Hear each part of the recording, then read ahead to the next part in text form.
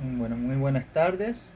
Mi nombre es Carlos López, cursante de la carrera de Ingeniería Electrónica y también cursante de la materia Instrumentación Electrónica de la Universidad de Santiago Mariño, ubicada en Puerto Ordaz. Hoy en día vengo a explicar sobre lo que son las válvulas y los actuadores. Como pueden ver en esta imagen, aquí tenemos un ejemplo de una válvula. Ustedes se preguntarán, ¿qué es una válvula? Bueno, podríamos definir una válvula como un aparato mecánico con el cual podemos regular, permitir el paso, cerrar o obstaculizar ya sea líquidos, gases, por medio de este aparato como vemos aquí adelante. Las válvulas son muy importantes en los procesos industriales debido a los materiales y a su diseño.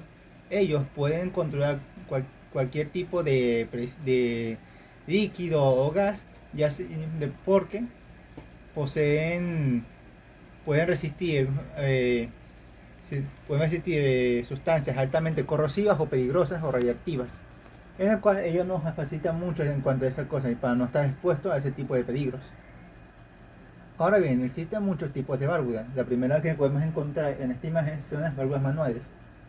Se llaman así porque necesitan la intervención humana o de una máquina para poder activar o desactivarlo. Como vemos aquí, esta es una válvula que cual nos permite cortar el paso por medio de este aparato. Y además cuenta en varias partes, por ejemplo el volante, que es el que nosotros utilizamos para ajustar o desajustar o cerrar el paso. Y aquí tenemos el cuerpo, o sea, lo que lo forra. Tenemos también la empacatadora, lo que sella la válvula para evitar que fugue por ahí el líquido o la presión que estamos tratando de controlar.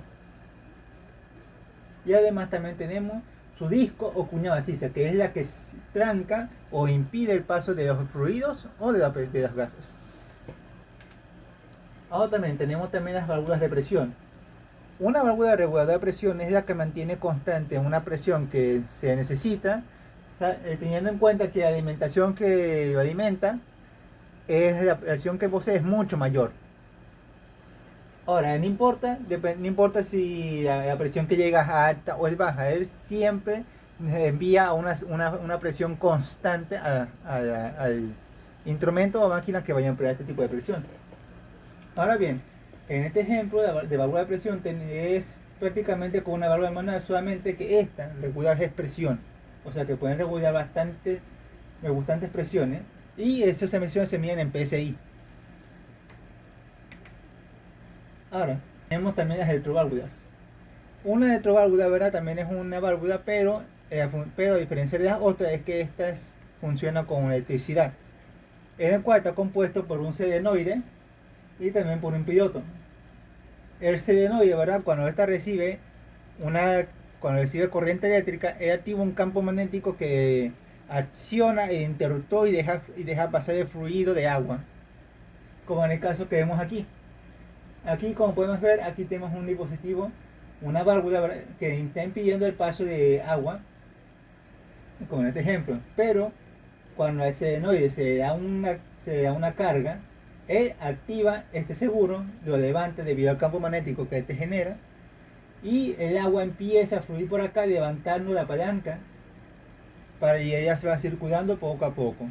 Pero eso funciona más que todo con eléctrica, o sea, él podría estar en una plantación petrolera, por ejemplo, una estación petrolera, y esto se encarga de regular mediante una señal que uno manda a través de los botones por botones o un cuadro de comunicaciones. Los actuadores. Los actuadores son dispositivos que convierten energía eléctrica, energía mecánica, energía que se está utilizando en una señal que necesitará una máquina o dispositivo que requiere este tipo de energía. Ahora bien, siguiendo con el tema de válvulas, ¿verdad? Podemos encontrar dos tipos de válvulas dependiendo de su diseño y de su obturador. Encontramos dos tipos. Uno de ellos es las válvulas con obturador de movimiento lineal. Como podemos ver este tipo de válvula, quiere decir que el movimiento con el que ella ejecuta para cerrar el paso abrido lo hace en un solo movimiento. En uno de estos ejemplos sería válvula de globo. Como ven aquí, el vástago está sellando la entrada. Está sellando la entrada por medio de aquí. Ahora, cuando nosotros abrimos, deja pasar el fluido, pero vemos que lo hace en una sola dirección, o sea, para arriba. Estamos subiendo y bajando. Eso quiere decir movimiento lineal, una sola línea. Ahora bien, también tenemos las válvulas con actuador de movimiento rotativo. La misma palabra dice que es rotativo. Eso quiere decir que no, el movimiento que hace no es lineal, sino que rota y puede moverse en varias direcciones dependiendo de cómo va a entrar o salir una sustancia o líquido. Como un ejemplo de este tipo de válvula sería la válvula de disco excéntrico. Como pueden observar aquí, es un disco movible que se puede mover en varias direcciones, para arriba o para abajo. Y él deja pasar dependiendo de dónde va, si va en una dirección o en la otra, una dirección o otra, o dependiendo del ángulo con el que uno la configure. Ahora bien, un tema muy importante a la hora de escoger válvulas se tiene que ver con el coeficiente de flujo de la válvula, CV. ¿Qué es este coeficiente de flujo? Bueno, este lo que nos permite es saber la cantidad de agua que va a pasar por una válvula. En este caso, aquí, con esta herramienta podemos tener una certeza más clara de qué tipo de válvula, dependiendo de su medida y tamaño, elegir para un determinado tipo de flujo. Ahora bien, el coeficiente de flujo de válvula, como tenemos aquí, nos dice que es igual a Q por la raíz de SG por la diferencia de P. Ahora bien, ¿qué significan esas variables? Bueno, Q significa el caudal y aquí esto se mide en galones por minuto. Galones por el sistema internacional se mide por Estados Unidos, se mide por galones por minuto. SG tenemos que es la densidad relativa de líquido. O sea que la densidad de cualquier líquido que vamos a utilizar la vamos a tener por esta fórmula. Para el agua, por ejemplo, la densidad relativa de líquido es 1. Y también, pero no menos importante, tenemos el diferencial de presión.